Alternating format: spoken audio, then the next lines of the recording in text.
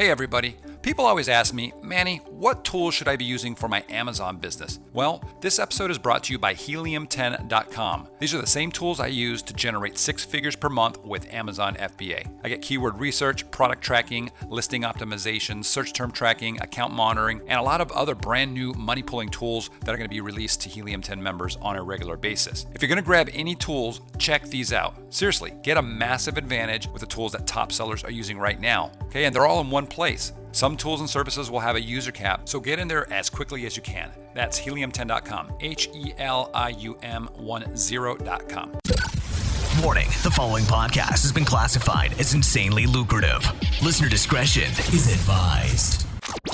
It's something that if it gets out and you have, thousands of people using, it just becomes ineffective. It doesn't work. Your attention, please. Listening to the AM/PM podcast may cause recurring revenue streams and unfair advantages over your competitors. Other side effects may include fatter wallets, fired bosses, and longer vacations. Listen at your own risk. Here's your host, 7-figure entrepreneur and online marketing madman, Manny Coates. Manny Coates. Hello, everybody, and welcome to the AM/PM podcast. My name is Manny Coates, and I will be your host, and this is the show where we discuss all things private label and how to generate recurring revenue streams 24 hours per day during the AM and the PM, hence the name of the show, AM/PM podcast. As a matter of fact, I was comparing my annual numbers for 2016 against those of my friend, Kevin King. And while we were comparing our stats, I was making money. How cool is that? Pretty cool, I think. Speaking of which, Kevin King is my guest on the show today. He's listening right now. Kevin, how are you doing, buddy? I'm doing good, Mr. Manny Coates. I was making money too while we were talking. That's pretty cool shit. Hey, watch your language. All right. I know there's some children listening probably in the car, so I'll try to be a good boy this time. So how have you been, man? What's new? I've been working like crazy. Not enough hours in the day. I know. You're out there doing not only Amazon stuff and trying to expand into different the different countries, but you're on Jet and you're on Walmart and you're doing you're everywhere. Yeah. I'm selling on Walmart.com, selling on eBay. I've got 2 different e-commerce sites, one for the products that I also sell on Amazon, and another one that's a completely different business. That's a seasonal business. And then just set up on Jet, selling up in Amazon Canada, doing Canada right now with Amazon and getting ready to expand across the pond over to Europe. Awesome. So let's talk about 2016, right? Today is January 13th. It's Friday. We're hoping to put this podcast out today because we have something special we want to announce. Actually, should I announce that first before we get into our numbers? Yeah, you might tell them a little bit about something. All right, cool. Wouldn't hurt. Yeah, so a lot of people have been asking for a podcast with Kevin and myself for a while, right? And we've been holding off because we've been working on some stuff behind the scenes. We have an elite mastermind, or what would you call it, Kevin? I'm trying to think of the exact wording for this. This is a group of Illuminatis. A group of Illuminatis, yeah.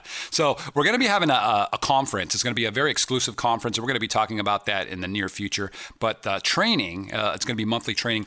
It's called Illuminati Mastermind, and we actually have that site up right now. If you go to illuminatimastermind.com, or if you can't figure out how to spell Illuminati like a lot of people, just go to ampmpodcast.com/mastermind, and you'll see what we're up to. That's an early bird notification page. But yeah, we're going to be talking about a little bit about that, what we're going to be doing there. And that goes live on, what's the date? What did we pick? It was January 20, I got to pull up my calendar. January 24th, I believe, Tuesday. Tuesday, January 24th is when that is going to go live. So we're just over a week away. So anyways, it's going to be a high-end, high-value training course, essentially, month to month. Man, I'm excited. We've been getting this thing ready forever. And I can't wait to launch this thing, man. Yeah, it's going to be cool, man. I think it's going to be pretty awesome for the guys out there and gals. Yeah, and the things that we're going to be discussing on there are just, they're mind-blowing. There are things that really make huge differences in our businesses. A lot of it is content, strategies, tactics, things that we don't talk about on the podcast. Either it's too high level, it's something that if it gets out and you have, thousands of people using, it just becomes ineffective. It doesn't work. So it's going to be for a very limited, small group of people. So anyways, let's get into the content. We can talk about that a little bit later. One of the beauties you want on that too, Manny, is a lot of people, when they're out there and they're teaching stuff or they're explaining stuff, it's more generalities, and we're going to be going into much more specifics and actionable steps and stuff. So I think that there's going to be a lot of people that are going to find some good value in that. Yeah, well, I know one of the things that's saving me, over $1,000 a month. Just one tactic that I've never discussed before, and another one, I don't think I've even talked to you about it. We're going to go over this though, but it's going to probably save me about $100,000 over the course of 2017. Actually, we have talked about it, but I didn't tell you that we were going to be discussing it on the in Illuminati Mastermind. But we'll talk about it. Yeah, it's a big one. So, anyways, numbers. I did 1.6 million, Kevin. 1.6 on Amazon. What do you think of that? I think that's pretty good, but I think my loan from Amazon Lending was a little higher than yours. It was, I know. So those of you that haven't seen the post, what'd you get, a $250,000 loan from Amazon?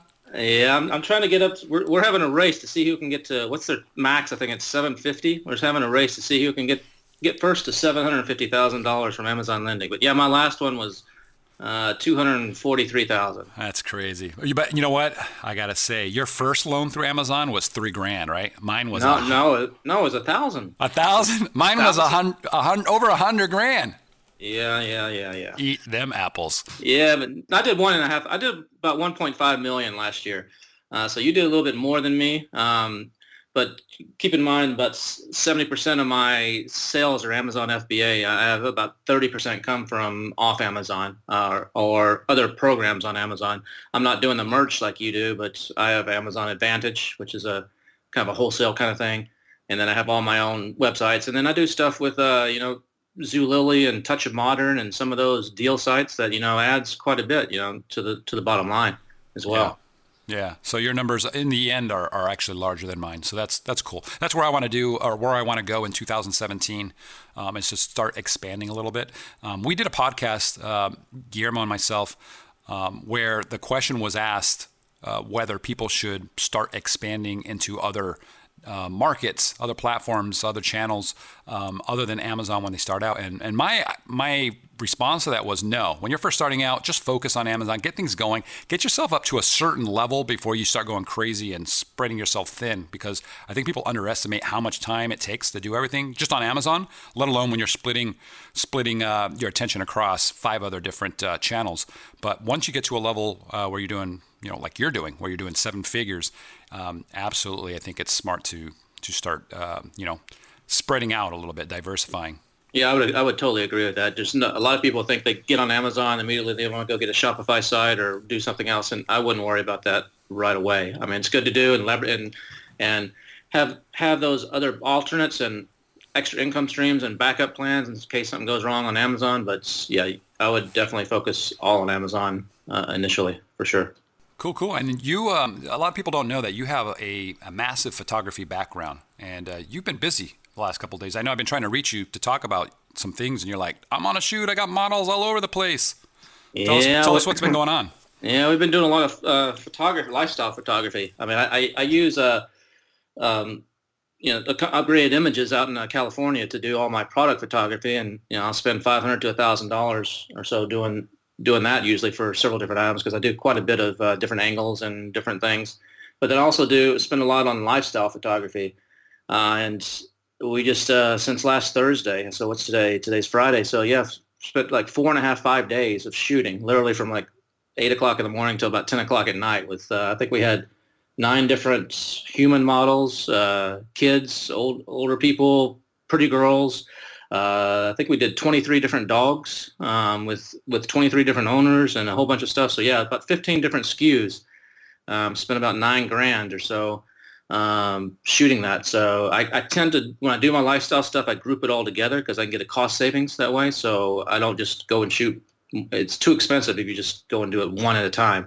So I group it, and one of my partners and one of my one of my other businesses that I have is one of the top fashion photographers in the world. And so he's very, very good at putting together shoots and very, very good. I think we shot about 4,500 frames, and I'll probably end up using 30 or 40 out of that. But it's not just the images. I have all my video content to run Facebook ads. I have, all my lifestyle stuff, all my stuff for enhanced content to really make that really good on Amazon. So it's an investment. It's a lot of time, a lot of money, but in the end, it really pays off and helps sales and helps justify the extra expense of doing it. Because like I've told you before, I have a product that's really, it's in the dog category, and everybody else is selling theirs for $30, and you get 30 units inside the package for $30.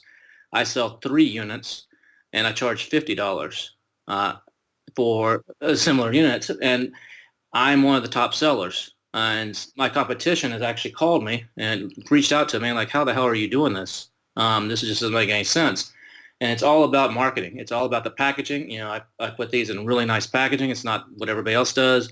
And I spend a lot on the photography because people don't know me from Adam. Let me ask you real quick though, the packaging. I don't know if I've seen this particular product, but would you say your competition mainly uses polybags for their products? Yeah, the competition almost exclusively uses polybags or just plain wrapping. Is that what you use, or what do you use?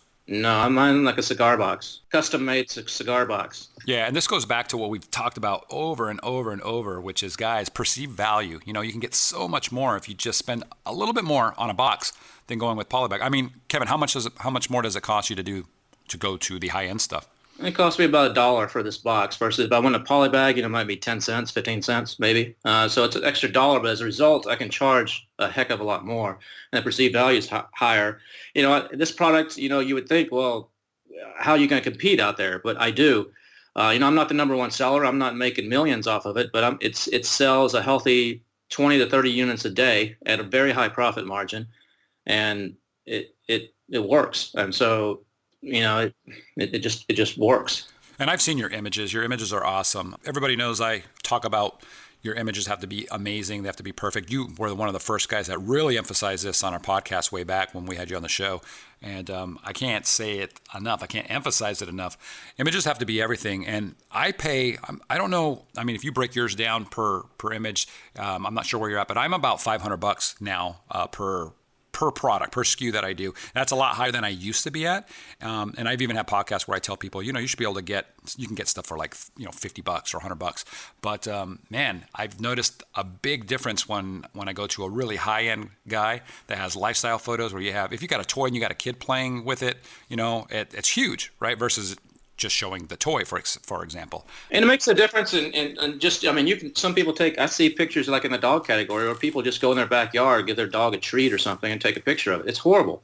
Yeah. And people have no confidence in that. When they don't know who you are, they're buying on faith. And the quality images shows that you care about your product and that they trust you. And so it works. I have a guy that's bought this item, he's reordered like 29 times. It's the 4.7 star rating. Sometimes you'll see in the comments, I wish the price was lower. It's a little bit high, but they keep ordering. And so I'll keep selling it. Yeah. Well, that's awesome. It's another point too, though, on the images that a lot of people, they figure, they're just getting started and you may not have another choice, but when you're just starting out, you throw up some basic images, you're like, let me see if this is going to sell, then later on I'll come back and I'll update my images and make them a lot better. I don't subscribe to that theory. I've got 4 products right now that the product photography is all done and it's loaded on Amazon and you can actually buy the product, but I'm doing 0 PPC, 0 anything to it. The only people finding it are my current customers that already know the brand. But I won't start really pushing it until all my good images that we just shot are loaded up, which will be another couple weeks.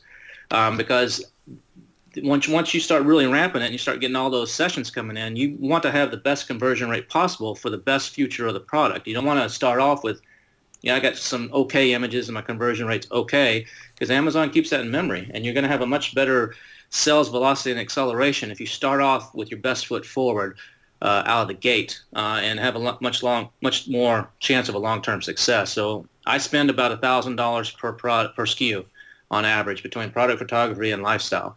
But that also gives me, keep in mind, that's not just for Amazon. I mean, it gives me all my images for Facebook ads, images for my own website. It gives me a lot of diversity. You get video as well, right? While yeah, you're out there? Yeah, I do video as well. Yeah, so that's pretty awesome. Okay, cool. You know, I jumped around a little bit earlier. We were talking about the numbers. People might be curious. It's the number one question people ask me when I post my numbers is, what was your net? So I talked about my numbers. In case you guys haven't seen, I post a breakdown of my 2016 numbers and my December numbers, because I was over 400 grand in December in sales. But that's over at the helium10.com/blog website. Go check that out. But Kevin, what were your margins? What'd you net out of all that? Well, my Amazon FBA is lower than yours. It was about 1.2 million, and I spent about 102,000 in Amazon PPC. And according to Hello Profit, which is what I use to kind of keep an eye on everything, I'm at about 21% margin after you factor in all the returns and PPC costs and everything, cost of goods, shipping in, all that kind of stuff for last year. So it's about 21% on that, which is, I like to get that a little bit higher. Like you, I was spending quite a bit on pay-per-click at the beginning of the year, and I've kind of dialed that back a little bit and modified the way I approach it. Cool. I always tell people when they say, well, doesn't 20% seem a little low? And I'm like, you know what? Actually, when you're at scale and you're pushing this stuff out and you're being aggressive with marketing and stuff, it's actually pretty solid. I think it's pretty solid. I've never had a 50% margins like some people have claimed. I just can't get there. I mean, I spent $29,534 on Facebook ads last year, too. So, I mean, in fact, I have that factored in. Yeah. So, and I spent, quite a bit on product photography. And so, it's all added in there, in that. So, I'm spending extra money on product photography. That's included, in that bottom line. Cool. So you, I guess one of the super awesome things that you got this year, we laugh about it and we're always joking about it, is you got this huge loan from Amazon. Did you have anything that went terribly wrong that stands out? Yeah, I had one of my top selling products from last year. I was doing about 15,000. I think we might have talked about this before, or maybe I talked about it on a different podcast, but that product was doing about 15 grand a day last Christmas year in December of 2015. And I ran out of stock on it. And so I got some more in right before Super Bowl last year. And then I had a competitor that actually reported me for the images. My main image was not actually a real photograph. It was a 3D rendering. It looked pretty real, but you could tell. So they reported me. So it got taken off. And I fixed that pretty quick. But then I had 10 units go missing. I'd seen someone post on Facebook about this methodology to actually go in and get reimbursed for lost and damaged stuff. So I filed a claim with Amazon saying, look, you have 10 units here missing. I sent you whatever it was, 500. You only checked in 490. So can you give me these 10? Well, Amazon immediately suspended the listing. I'd done this for other things and never had a problem. But they immediately suspended the listing for over 10 items, and it took me 3 weeks to get this listing back up. Because I called them and said, what's going on? It's like, we got to do a warehouse check. We got to go to 2 different warehouses, pull sample, count, whatever the hell they got to do. I said, well, screw it, man. I don't care. I don't care about those 10. Just get the damn thing back up. And we can't. We got to wait for these warehouse. And it took to report back. It took 3 weeks. So in that's 3 weeks, it killed all my velocity. I didn't know about that trick that Casey from Viral Launches taught you, to close your listing at the time. And so it just killed me. And it took me through the summer, I was selling 5 units a day, 6 units a day. It's just ridiculous. I was like, man, I'm going to be stuck with it. I had like 3,000 of them in a warehouse. I'm going to be stuck with these things. And it turns out that I was like, I'm going to give this another shot. There's some a software tool in conjunction with a couple other things I did. In November, I'm going to give away a couple hundred of these and do some things, all above board, nothing black hat, nothing gray hat, just all above board to try to juice the algorithm a little bit. And that's one of the things, we might be talking about in the Illuminati Mastermind. And it worked. I spent probably lost about $5,000 doing this promotion. But in the end, in December, that thing sold like hotcakes. It jumped in the electronics category to like number 292. And bestseller. No, it hit 195 bestseller rank until I sold out. I completely wiped them out, and so that was a good recovery. I thought I had a dead product, and I was like, what am I going to do with all this tens of thousands of dollars of inventory? And I was able to turn it around and blow it out. So that December was probably, if it was anything like mine, Would you say it exceeded your expectations in terms of the amount of sales volume? No, I would say it was about what I expected. Really? You're a good planner. I did run out of 3 items, and I mean, we didn't talk about this. I know you last year when you first started the podcast, you're famous for saying I want to make $250,000 in 2016, and you've blown that out of the water. But I want to know what you want to do this year. I want to do this year. I want to do 4 million. That's my target. I want to get to 300,000 a month by April. And then my target on Amazon FBA alone this year is 4 million. So what are you trying to get to this year on Amazon? So I've already posted in our Facebook group. By the way, if you're listening to this and you're not part of our Facebook group, join. There's over 15,000 sellers in there, Amazon sellers. And it's just go to Facebook and type in FBA High Rollers, or go to our ampmpodcast.com/Facebook page, and that will forward you. But to answer your question, Kevin, I want to 3X my 2016 numbers. So if I'm at 1.6, that would put me at 4.8. I like to be somewhere between 2 and 3X. 3X is like the goal. Like, man, I want to hit that. But I'm starting off slow this year because I've got all of this inventory that, it's going to take a little while to get here. My sales are pretty solid right now. I ran out of inventory in Christmas. My sales were higher than I thought they would be. So I did run out. But I've got, you know this, at the end of the year, I got, a loan from UpFund, and I've got a loan from Amazon, and I got a little personal loan that I threw in there, and I got some stuff from Payability. And so I've got all these funds. So now I want to get all these new products that I've been holding off on because I just couldn't fund the whole thing.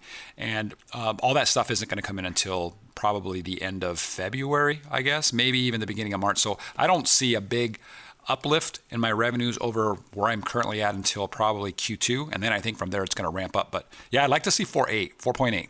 That would be That's a good. sweet goal. Yeah. So we're pretty close. We both want to be in that 4 million range. Cool. on Amazon specifically. Yeah. So anyways, we'll see what happens. You had mentioned earlier, the little trick that I learned from Casey Goss. Casey's a good friend of mine as well. He's always got some ninja stuff that he's discovering and stuff. He's got so much data to work with, and cool guy. But he and I were both talking about canonicals and how to adjust them, and if there was a way to manipulate them. And at the time we were talking, we were both researching this, and I was doing different things, he was doing different things, and he actually beat me to it. Okay, which is cool. It's great. He figured out how to adjust the canonical. And for those of you that don't know what the canonical URL is, it's basically where the URL for Amazon has your keywords one after another in the URL. Okay, and that's supposed to help you with SEO on Google and things like that, right? So people can actually do a search for a product, you pop up, and then they click it and they go right to your page on Amazon. Now, if you don't adjust your canonical, if you're not going in there and controlling it, then Amazon just randomly grabs words out of your title, and then you might have just a weird canonical, right? That's what the majority of almost every listing out there has. So he discovered something that's pretty cool, which is essentially if you put a hyphen in your title, right? If you're selling, let's say it's mugs, and you say, aluminum, blah, blah, blah, aluminum mugs for dogs, as an example. And then you put a dash. Then those words right there before the dash, up to 5 words, is actually going to show up as your canonical. It takes usually about 3 to 5 days for Amazon to update. Sometimes it's faster, sometimes it takes longer. But it's a really cool tactic for doing it. I can attest it does work. I went and changed a bunch of mine because I've been trying to figure this out too, of how to control that, because it makes a difference for Google. It doesn't make really a difference. A little bit, maybe. The science is out whether it helps your conversions on Amazon or not. It's hard to say. I think Casey's trying to figure that out if it does, but it definitely helps on the SEO coming from Google and other places to have those first 5 really strong keywords in that I can never say the word. Canonical, yeah. Oh, here's some other stuff that we've figured out, and I think Casey did as well. If you're only using 4 words instead of 5 before your hype, because I think that's how a lot of people do stuff. They'll say, I've got blue running shoes dash extra large dash or whatever, right? If you don't have 5 keywords before the dash, before the hyphen, then Amazon is going to randomly pick other keywords from your title to stick in after the whichever ones you have in there. Okay, So just make sure you try to get those 5. If you have more than 5 before the hyphen, then I believe Amazon's going to take the first 3 words, and then it's going to throw in some random words on the end. So I always shoot for 5 at this point. And I've been changing mine. So that's what it is, guys. Canonical, I think it's pretty important if you want to get some organic traffic to your site from Google, right? Google can send over a lot of stuff. And yeah, do it. Definitely check it out. Anything you want to add on that, Kevin, or should we move on? No, I think you covered it. All right, cool. Let's talk about help a reporter. That was something that you talked to me about. I don't think we've ever talked about this on the podcast. It's pretty cool. You want to talk about that? Yeah, it's a pretty cool tactic that I recommend to a lot of people. I used it over the Christmas holidays with some pretty good success, but it's a website. It's HARO for short, or Help a Reporter Out.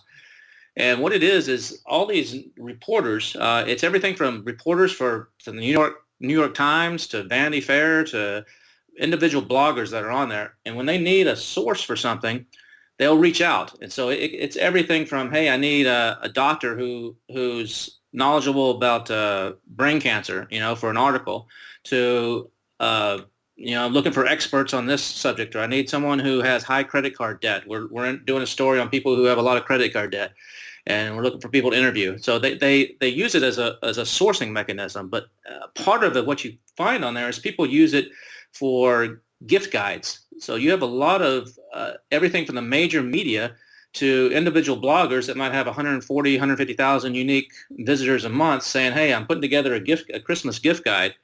I'm looking for ideas for electronics or for pets or what have you. And so I started using that in November. I created some basic templates with some of my products, so I just cut and paste real quick. And you get 3 emails a day if you sign up. It's free to sign up for this service. So you can sign up for free and you get like a digest 3 times a day. And you want to respond pretty quickly to it because there's a lot of other people that are getting the same digest. So you want to respond quickly. And some of them have kind of tight deadlines. You got to answer by tonight or by tomorrow because we got to go to press on this. Or you can pay money if you don't want to do the free version, and you can actually target keywords. So if you have a certain keyword you're looking for, coffee mug or whatever, anytime the word coffee mug's mentioned, it'll tell you here's who's looking for something about coffee mugs. There's people that I was on a podcast from an Amazon podcast from England. Some guy was doing a business podcast and was looking for guests and said, I'm looking for people that have experience on Amazon. And I replied to him and ended up doing his show over in England. So what you want to do is look for these guys that have the gift guides. It's not just Christmas. I mean, I thought that when I signed up, it would be just for the holidays. But I'm seeing now, just yesterday, people are looking for, they're doing a baby gift guide, for people who have new babies. So if you have baby products, you could send it into them. Or there's people doing it for Valentine's. There's Reader's Digest, in fact, just came across, I think, this morning saying, we're putting together a gift guide for Valentine's. We're looking for suggestions of items. And so if you've got products that are gift kind of products, I would highly recommend you go sign up for Help a Reporter Out and see you could get some free publicity out of it. I mean, some of these people are requiring that you send a sample. That's kind of like their payment or whatever. And some of them don't care. They just want to link to your Amazon page, and they'll basically just take your description or whatever you write to them and use it. And some of them are doing really full-blown reviews. And so I'm finding it to be actually easier than having to go out and use Thomason or some of these other places and actually try to find people, or go reaching out to some other influencers and trying to find them and convince them. These people are already looking. And so all you got to do is stand in front of them and say, here you go. Here's what you want. And I'm saying probably 80% of the people that I submit to end up running something on me.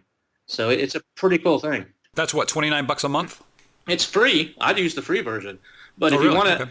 if you want to, you can pay. I mean, they have a couple other plans. I think the one's $20 and it goes up from there. If you want a little bit more fine tuning, or you want to get the emails first, you pay a premium if you want to get an advance on everybody else before the digest goes out or something. Or if you want to target keywords, I think it's $19.95 a month. They only, instead of showing you, because every email has about 80 things in it, broken up by categories. And so if you don't want to have time to mess with that, or don't have a VA that can mess with it for you, you might want to use the paid service. But for $20 a month, I mean, you can get some additional outside traffic pointing into Amazon or to your site or to wherever. And I found it to be very, very useful and very good. Yeah. Yeah. It was something pretty cool. When I have not actually used that service, but when we were talking about it, I'm like, this is going to be one of the things that I implement right away. Sometime, hopefully, I think next month, once I get my VA going on a few more things. Speaking of which, in case anybody's curious, there's a website called opentest.co. OpenTest, and it's a cool video tool. It's a Google Chrome plugin, and you can just click it and you can immediately start recording tabs or the entire screen. And it's got your webcam. You can drag your face around and move it around, and it's just super effective for communicating with VAs and also communicating with your supplier in China if you need to really explain something in detail if you're trying to maybe create something that's new, right? You're doing bundles, you're doing whatever. I think it's cool. A lot of people don't know about it. OpenTest.co. It does a lot more than what I just described, so definitely check it out. They have a free version, and I think they do like Dropbox did initially, which is if you refer people to their service, then you'll get better, I guess, better upgrades or more uses and more things that you can do. I'm not giving you guys any special link. Just go directly there, OpenTest.co, and check it out. Dealing with the suppliers, Kevin, I want to talk about agreements, okay? Contracts, PIs, POs, whatever you want to call the different things. Let's talk about what you have put on them, what you actually have your suppliers, what they're responsible for, that kind of thing. Sure. First of all, let me ask you: do you do PIs, POs? What do you no, send them? I don't do any POs. I don't have any POs, official POs that I issue. I don't have a contract that they have to sign. I have them do it. I have them do it. The PI, it's usually an Excel spreadsheet or a PDF that they send over. So I have them create it. I always make sure that pictures of every part are included. The box, every part is included in there. I put terms on there that I let them know up front that I will be doing an independent inspection. And if the inspection fails, they have to pay for a reinspection. And I define what is considered a failure, which is it depends on the sample size, but typically it's 10 minor defects or 3 major, I think is what I usually go. So if it exceeds that, they have to fix the problems in the entire shipment, not just the ones that the inspector found, and then pay for the reinspection. I always add extra parts. So if I usually have nice gift boxes or some sort of packaging, it's not just poly bags. Or even if some of you guys that do polybags, maybe they're printing labels for you. You could do it with just labels. But I have them include 50 to 100 extra boxes or whatever the packaging is. As I make them, sometimes they try to charge me for it, but I usually make them throw it in. If there's any kind of parts, I make them supply extras of all those parts, so that if I have a problem on Amazon, I don't have to send a whole new unit. I can just send that missing part, which could be everything from the instruction sheets that I put in to little pieces. Yeah, and that's super important. We do the same thing. We have a product, and the number one issue, it happens to be an electronic product, and for whatever reason, either people aren't plugging it in right, or it's actually defective. I don't know, but they'll say that the power adapter just doesn't work. So we used to, back in the day, just say, well, contact Amazon and they'll send you out a new one, and you got to do the whole refund thing, and then you start accumulating all these units. Because I don't have any of my units go back into circulation. I have Amazon hold all those, and then I have them shipped out to me. But I started realizing, man, what a waste, right? Because I'm selling these units for over $40, and it's for a $2 power adapter. So I did exactly what you do. Get some supplies in, get a bunch, get 50 to 100 of these adapters. And if anybody has a problem, we throw it into like a little baggie, ship it off to them. They're super happy. It costs us a few bucks, and we've solved that issue. And you can also, and I'm pretty sure you do this, when you get all of those used units that people will send back, they refund them, right? And Amazon has this, so you get 50 units back in a month or whatever the number is. You can start salvaging those parts, and if anything works well or is useful, then you can use those for that inventory as well, right? Yeah, yeah, I do that as well. That's cool. One thing I don't do the boxes. You get the extra boxes. That's pretty smart because it's going to have your brand and your logo and everything already on it.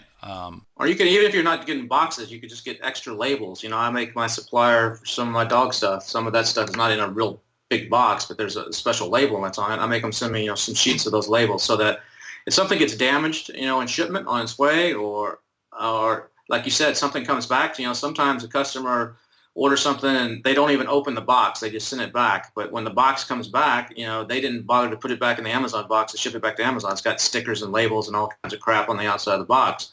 But the box has never been opened. It's still a new product. So I'll actually just replace the box and put all the unused, new stuff in that box, and it goes right back into inventory. And so that ends up saving me thousands of dollars a year. Just doing that. And then I don't make my customers, if they contact me directly, I don't make them contact Amazon. I'd rather they not contact Amazon because I don't want that return showing up on my record. So I will actually tell them if a customer contacts me directly, I'll say, don't worry about the hassle going to the post office and sending this back. I'll send you a new one or a new part or whatever right away. And they're shocked that I don't even want it back. I don't care, even if it's a $50 item. And if I think they're scamming me, I might ask for it back. But in most cases I don't. And I offer lifetime. The only one I do is I do have a product where dogs can chew it if they then destroy it. And so I do actually say that if your dog I offer a lifetime guarantee. If your dog chews this and destroys it, just send me a picture and I'll send you a brand new one for life. And so I do. I use parts for that too, and it works really good. I want to back you up 100% on that. That's exactly what we do now. We didn't start doing this until just recently, the last few months, mainly because I was doing it myself. It was one of those things that I'm like, well, if I have time today, I'll try to spend 15 minutes to deal with customers on that specific scenario, whatever it is. They say, there's a little crack or the power adapter doesn't work. And I was just like, deal with Amazon. But now, my brother's helping me out. If there's ever an issue, just like you just said, we'll just send them a new thing, a new unit, whatever it is. You know what? Keep that one. Use it for spare parts, whatever you want. We've got a new one on the way. It'll be out tomorrow morning.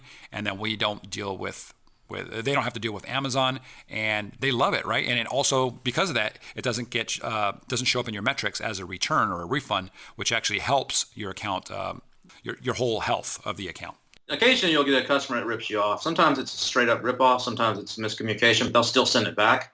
And so they ended up, getting their money back and keeping your item, but it's so small, I don't worry about it. It really, yeah. I mean, you got to think about it. Like if we're doing out of 300 units that we ship or 400 units, maybe we have one that's like that. So it's just a cost of doing business. Hopefully you've got your profit margins are set up in a way that you can account for that. If not, you probably need to get into a different product, or you got to adjust some things.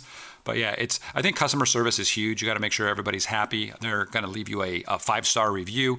And we've all been there where, a 1-star review affects sales. Even if you can get that thing pushed down off your listing, if it's on there at the top, it was one of the most recent reviews and it's on there for even a couple hours, especially if you have a high volume product listing, where you're doing 100 units a day, that could kill 5, 10, 15 orders that day until it gets pushed down enough to where it's off. So you might not think it's that big of a deal, but I mean, why not refund and help a customer out if it's going to save 10 orders? That's the way I look at it. Yeah, another thing that's really important too, I think a lot of people don't do, since I have my factories issue the PIs to me, and we just talked about some of the things I make them put on there, but I also make sure that it has that Chinese chop.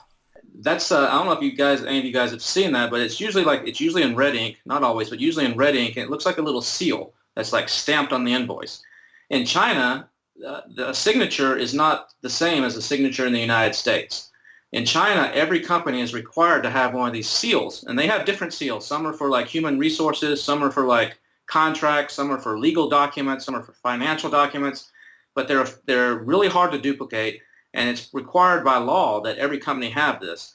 And if that seal is on there, that's basically the equivalent of our signature on a document here. So all of my invoices that come over, I insist, from my factories, I insist that it have the seal stamped on there, before they stamp it and scan it in.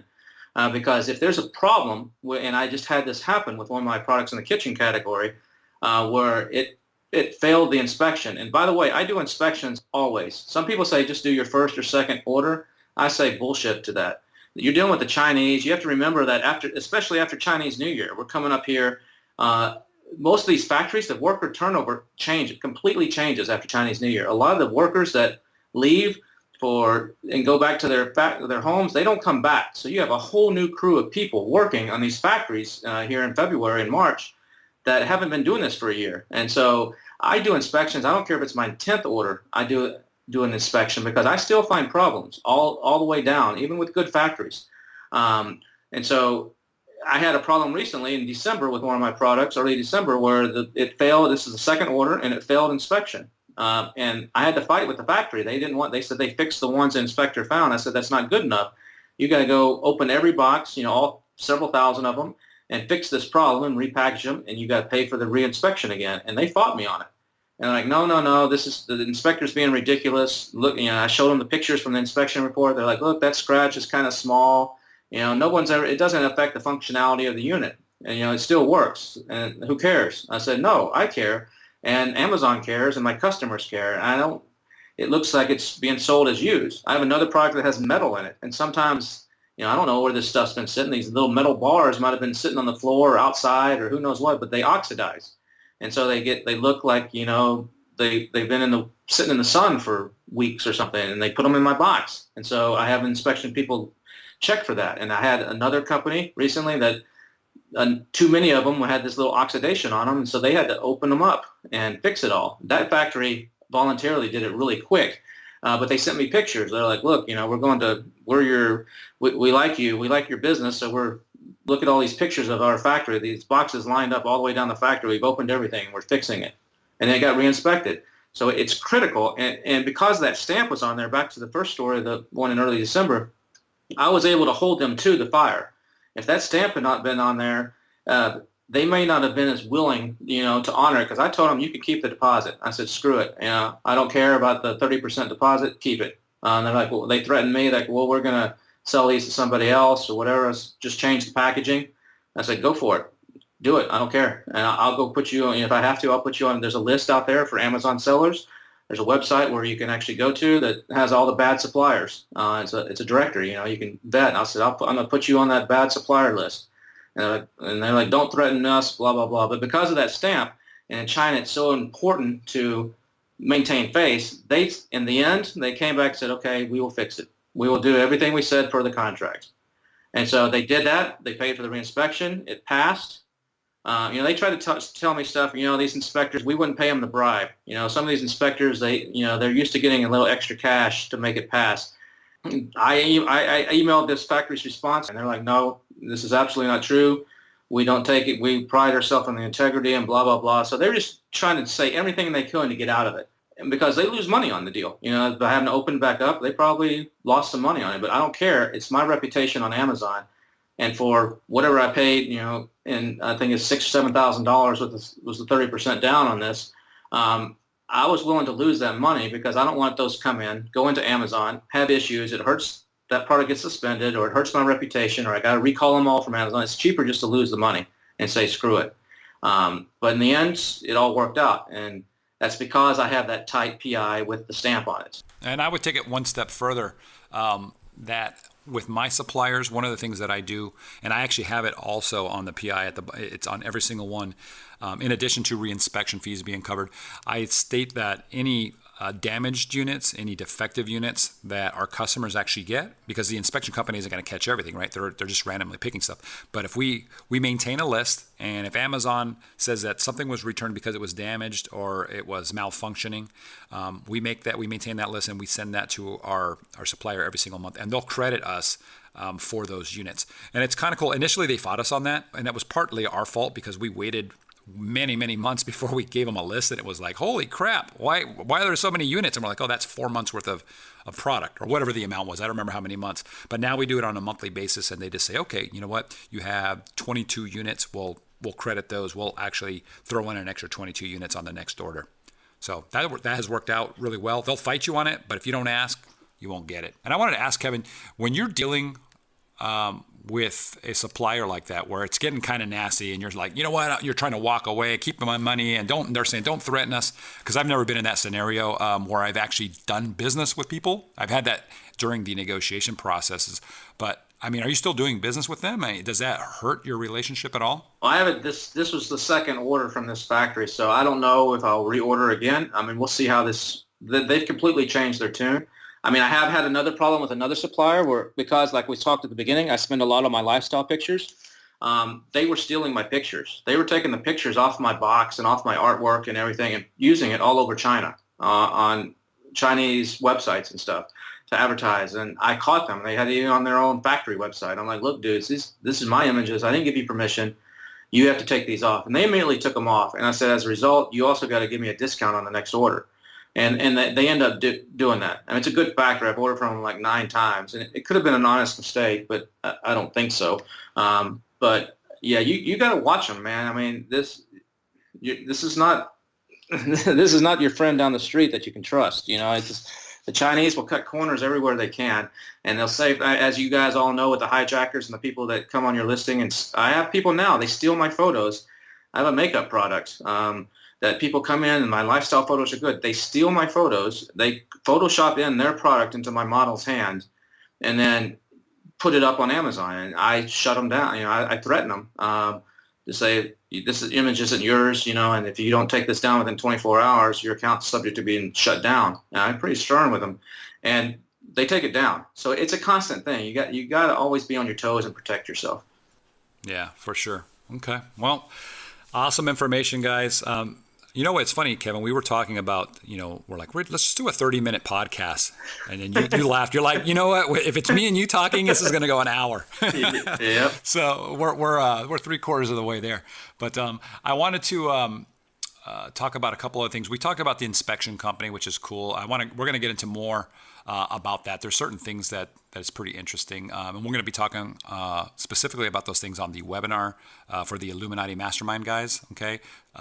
If you haven't done this yet, you know, if you haven't paused the podcast and gone over, definitely do it. Go to the website, IlluminatiMastermind.com, and sign up. And that's the early bird notification. You can also go to ampmpodcast.com/mastermind. And but before we end this, I want to talk about one last thing, Kevin, because you and I we talked. Man, I think we probably talked for about an hour just on this one subject. There's a source, right? There's a specific thing you can do where we've discovered how to determine whether we're getting the best rate that we're getting from our suppliers. And in my case and in your case, we found out that even though we could have bet on it, like almost 99.9% sure that we were getting the absolute best rate that we could possibly get. We found out, holy crap, we're not getting the best rate. And we, in fact, are way overpaying. And we found a way to determine that and can then source at a much better rate and save a lot of money. And this is kind of what I alluded to earlier in the podcast, where I said this is something that's probably going to save me, based on my numbers, my calculations, right around at least $100,000 over the course of 2017. Yeah, it's funny you say that, because I just told the story about this one company that was using my images, and that's how I kind of stumbled upon this this little trick that's probably saved me 30 to 50 grand this year alone, at least. This year or for 2016? 2016. And also, obviously, it'll save me for this year even more, because going forward, every order it's at a cheaper price. But when this company was using my images, I discovered this source where they were selling the product at a price that was cheaper than direct-to-consumer price that was cheaper than what they're selling it to me in the U.S. And I figured out a way to actually go in and do some things here and figure out what they're doing. And I approached my supplier about it and said, hey, look, you know, you're selling these to me at $6.50 a unit. You're selling it direct to consumers in China, a similar product. It's not my product, but it's a similar product, the basic exact same product in different packaging, private label product at $3.75 or something like that. And I'm like, this is bullshit. You know, you need to come down and give me $3.75. If you want me to keep reordering from you, you got to match this price. Well, they immediately fired back and said, look, you know, that price, we're so sorry. Thank you for your kind email. We value your business. You're a trusted customer, blah, blah, blah. The price we sell here directly doesn't include the fancy gift box, you know, with the 4 colors. It doesn't include the instruction sheet. There's an 11% VAT tax we have to pay on everything that leaves China, blah, blah, blah. So we'll come back and, you know, instead of $6.50 a unit, we'll give them to you for $5.50 a unit. And I said, no, that's not going to work. Okay, I understand the box is different. And, okay, I'll go up from the $3.75. That makes sense, but I'm not coming to that. So we went back and forth. We ended up at about $5, which I thought was fair. But that $5 on that one order, I think it was a reorder, and I was ordering like 840 pieces or something. on that particular one order. But just that fact, this way to do this, saved me $1,260 on that one order. That's a small order. And I've done that now on orders where I'm ordering 3,000, 5,000 units, and it's saving me money. It doesn't work every single time because sometimes they're not selling it direct. But it's a great way to actually negotiate with your suppliers and save thousands and thousands and thousands of dollars. And without don't say too much now, because we're going to be I'm making an executive decision here, Kevin. We're gonna talk about this on the webinar. Are you cool with that? Because this is the one thing we did. I was excited to tell them, man, because this is like a freaking. I mean, it's like when I told you, you're like, holy shit. You're like, what? You went and looked at it and started. Wait, you didn't tell me. Oh, you're like, holy shit. Yeah, I like that story. That's a good story. It's amazing. I mean, and I think everybody should do it. And they always say you get the best prices if you go to China and do Guangzhou and meet them in person, and go to Yiwu, go to Canton, and that may be true. But this is the next best thing, and it's way better than going to Alibaba or somewhere else, or even negotiating on your own. You have a baseline, and it's a really cool technique to really get your prices in. If you're doing serious volume, if you're doing 6 figures or more a year on Amazon, this is a pretty incredible thing. Yeah, it's just crazy. I haven't been using it last year because I really didn't know about it until it was too late, and now I use it for everything, and it's going to be, dude. Like I said, it's gonna save me over $100,000 easy, at least. Okay, at least that's if I only hit my 2x level goal that I'm shooting for, most likely. But we're gonna talk about that on the webinar, guys, and we're gonna give some details on there.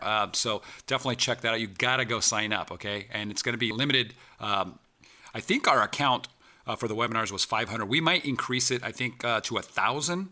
I think we've got to pay to upgrade that, but I'm pretty sure we're gonna be maxed out on that. Yeah, I'll show my pictures if you want me to, man. I'll show the letter I got from my supplier and the specific example if you want me to on the webinar. Yeah, absolutely. I think that would be fantastic. So the information that we're going to be talking on the Illuminati Mastermind webinar is going to be amazing. Okay, we're going to go over some of the stuff we already talked about here, because obviously the podcast, the people that listen to this podcast, there's some crossover, but it's different than the people that are using, let's say, our Helium-10 tools, or that are in our Facebook group, or that are coming from specific ads that we're going to be running. So we're going to cover some of the same things, but we've got a lot of new content that we're going to hit, and I think you guys are going to be blown away at what we're going to be pulling the covers off of and talking about at the end of this webinar, okay?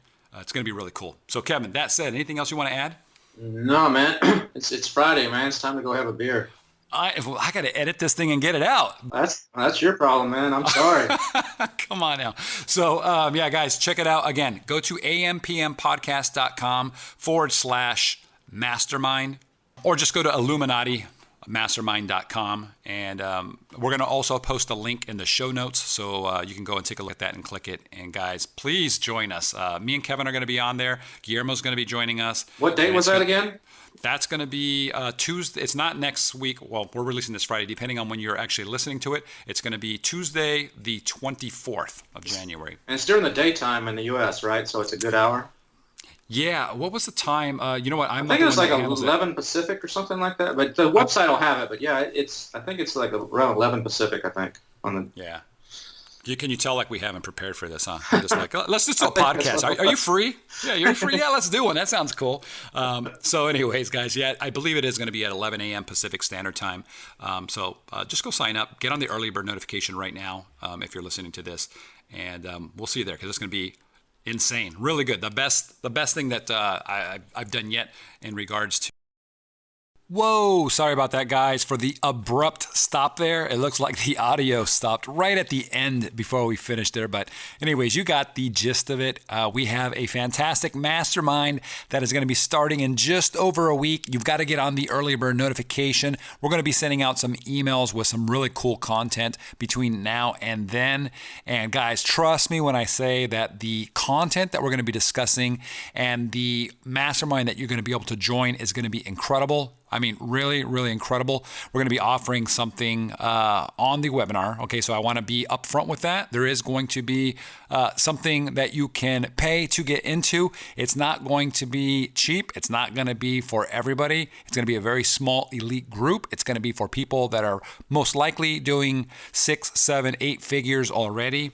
You're going to be networking and rubbing elbows with these people on a regular basis, including myself, including Kevin. So for all of those people that have said, hey, you know what, Manny, do you have any, can you do one-on-one consultations, or do you have any high-end training? This is going to be it. Make sure you get in there. I know there's a ton of courses out there, right? There's a lot of them, and the majority of them are going to be basic, general newbie or beginner stuff, which is great. There's a lot of people that are jumping into this, and those courses are fantastic. And I hope to start endorsing and recommending some of those in the near future, outside of our podcasts, which are free. But this is going to be taking it to the next level. It's going to be really, really cool. So guys, do me a favor right now, go over to our website, okay? IlluminatiMastermind.com. By the way, if you want me to spell that out, there's so many different misspellings for it. It's ILLUMINATI Mastermind.com. Illuminati. I hope I got that right. Man, that would be embarrassing if I missed it. But the easiest way, if you don't want to mess it up, is to go to our podcast website, and that's ampmpodcast.com/mastermind. And again, it's going to be in the show notes. But man, I hope I see you guys there. As I mentioned in the podcast a little bit earlier, normally we have a 500 member limit, right? A webinar attendance. That's what our plan calls for. People always say, oh, you can get more people in. No, that's what it is. It's 500 max unless you go to the next plan. So we're going to do that. I believe Guy is automatically going to go to the bigger plan, because we already have a pretty good amount of people that have signed up just off of me sort of mentioning it last week in a podcast. So now that this is going out, and then as soon as we start mailing all of our members, we've got a big list. It's going to get full. It's going to be pretty awesome. I can't wait to divulge what we want to talk about and what's going to be happening and where we're going to be meeting in the world, and it's going to be cool. So, all right, that's it, guys. I'll talk to you guys next time. Hey guys, Manny Coates here. If you've been following my podcast, you know I'm a huge fan of the Helium 10 tools for Amazon sellers. I only use the best tools out there, and the Helium 10 suite of tools are, in my opinion, best in class. Now, just because I'm the founder of Helium 10 doesn't mean that's all I use, right? I go where the money's at, and if there's a tool on the market that I haven't made and that tool helps me make money, I'll use it, and I'll talk about it here on the podcast, and I'll even link to it in our tools section at the ampmpodcast.com website. But I can honestly say that there's no place that I know of where you can get all the important tools that an FBA seller would need in one place, where the tools work with one another to help you save time and make you a lot of money.